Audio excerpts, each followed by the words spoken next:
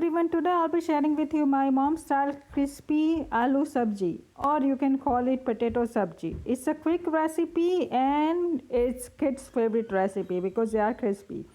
For that we need 4 potatoes. I am using organic potatoes over here and this is how you chop them.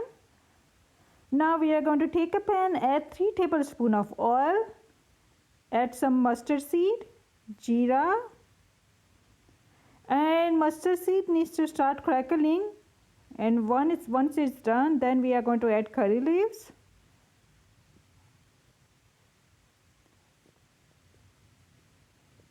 and pinch of asafoetida.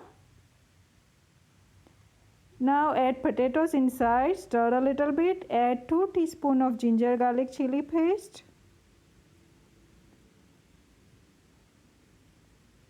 some salt, red chili powder, turmeric, coriander, cumin powder.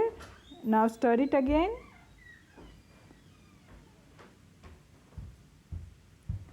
Make sure all the masalas are combined.